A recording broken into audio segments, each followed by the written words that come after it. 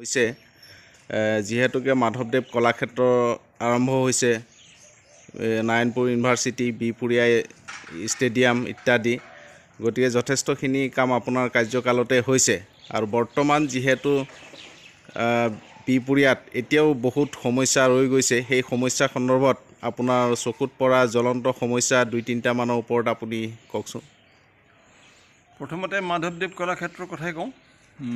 মাধৱদেৱ কলাক্ষেত্ৰখন আমাৰ কংগ্ৰেছ চৰকাৰৰ দিনত এইটো আৰম্ভ কৰিলে, কিন্তু সেইখন মাধৱদেৱ কলাক্ষেত্ৰ পাতিবৰ কাৰণে আৰম্ভ নকৰি পইচা খাবৰ কাৰণে বুদ্ধি কৰি পেলাই পতা যেন লাগিলে, কাৰণ বহুখিনি পইচা তাত খৰচ কৰাৰ পিছতো একোটা নহ'ল।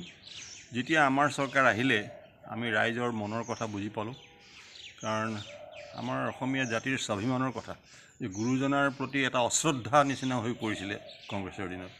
সেইকাৰণে সেই সময়ৰ বিত্তমন্ত্ৰী আৰু বৰ্তমানৰ আমাৰ স্বনামধন্য মুখ্যমন্ত্ৰী হিমন্ত বিশ্ব শৰ্মা ডাঙৰীয়াক মই এই কথা অৱগত কৰিছিলোঁ যে কমচে কম শংকৰদেৱ কলাক্ষেত্ৰৰ সমান ডাঙৰ নহ'লেও মানে গুৰুজনাৰ প্ৰতি সন্মান জনাই এটা অনুষ্ঠান ইয়াত বনাব লাগে, যিটো দেখি আমি গৌৰৱ কৰিব পাৰোঁ। তাৰপিছত তেখেতৰ যত্নতে এই বৰ্তমানৰ এই ৰূপটো দিয়া হৈছে। ইয়াৰ ফাৰ্ষ্ট ফেজটো অলমষ্ট কমপ্লিটেড হৈ গ'ল, এইটো ইনগ্ৰেশ্যনো হ'ল।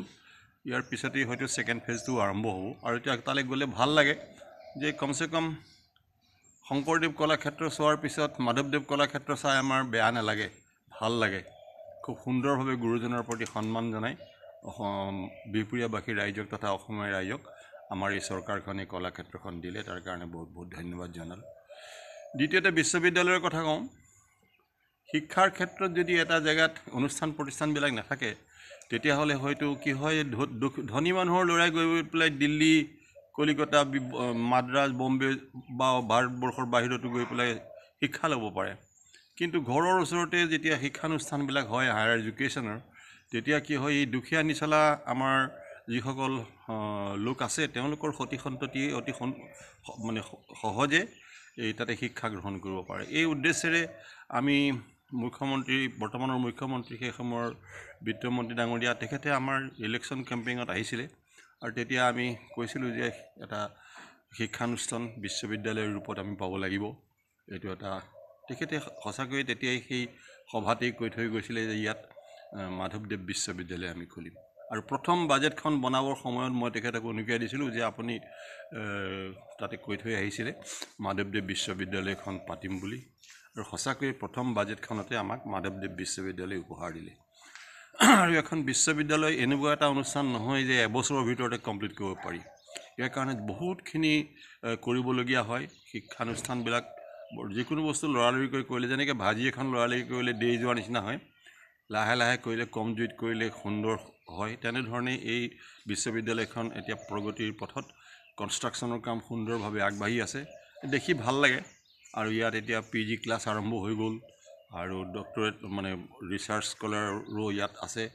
গতিকে এইখন বিশ্ববিদ্যালয়ে আগন্তুক দিনবিলাকত আমাৰ এই অঞ্চলৰ যি শিক্ষাৰ জগতত যি আমাৰ দৰকাৰী যিখিনি কাম সেইখিনি আমি এই বিশ্ববিদ্যালয়খনৰ যোগেদি আমি পাম বুলি আশা ৰাখিলোঁ। তাৰপিছতে আমি অন্য উন্নয়নৰ কথা, যেনেকৈ আপুনি স্পৰ্টছৰ কমপ্লেক্সৰ কথা কৈছে, BPতে খেলো ইণ্ডিয়া প্ৰজেক্ট এটা আমি আনিছিলোঁ, আৰু এইটো অলমষ্ট কমপ্লিটেড হৈ গ'ল। ইয়াৰ ছেকেণ্ড ফেজটোৰ কাৰণে আমি যোজা কৰি আছোঁ। ইয়াৰ পাছতো অসম চৰকাৰৰ দিনত মানে যথেষ্ট ইয়াত উন্নয়ন হৈছে ৰাস্তা পদূলিৰ ক্ষেত্ৰত বিশেষকৈ।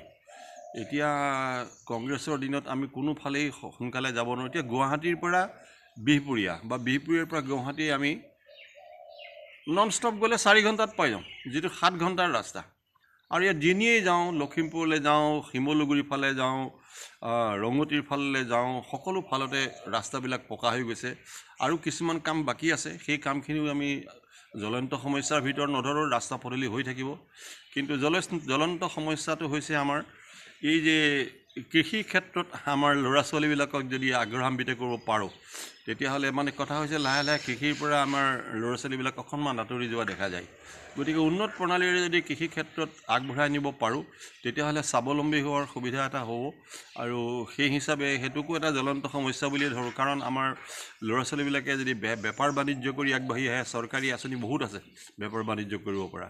সেই আঁচনিবিলাক মানে যদি ৰূপায়ণৰ ক্ষেত্ৰত তেওঁলোকে আগবাঢ়ি আহে, ল'ৰা ছোৱালীবিলাক ভাষণ দি পেলাই আমি আছোঁৱেই বা যিকোনো সহায় কৰিবলগীয়া হয়, বেংকৰ লোন ল'ব লাগে, এইবিলাকৰ ক্ষেত্ৰতো আমি সহায় কৰিব পাৰোঁ।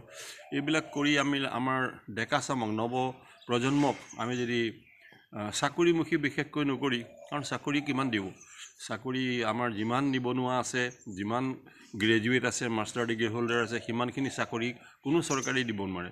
গতিকে স্বাৱলম্বী হ'বৰ কাৰণে ব্যৱসায় বাণিজ্যৰ প্ৰতি আগ্ৰহান্বিত হৈ আগবাঢ়ি আহিব লাগিব। সেইকাৰণে মই আশা ৰাখিছোঁ যে আগন্তুক দিনবিলাকত এই আমাৰ নৱপ্ৰজন্মৰ যি আমাৰ প্ৰতিনিধি বুলি ক'ব পাৰোঁ ল'ৰা ছোৱালীবিলাক আছে, তেওঁলোকক আমি ব্যৱসায়ৰ প্ৰতি আকৃষ্ট কৰি স্বাৱলম্বী হোৱাৰ লগতে কেৱল নিজে স্বাৱলম্বী নহয়, আমাৰ ব্যৱসায়বিলাক আগবাঢ়ি গুচি গ'লে আমাৰ ৰাজ্যখনৰ অৰ্থনীতিও আগবাঢ়ি গুচি যাব আৰু আমি ভাৰতবৰ্ষৰ অৰ্থনীতিৰ লগত যথেষ্ট আমি যোগদান কৰিব পাৰিম।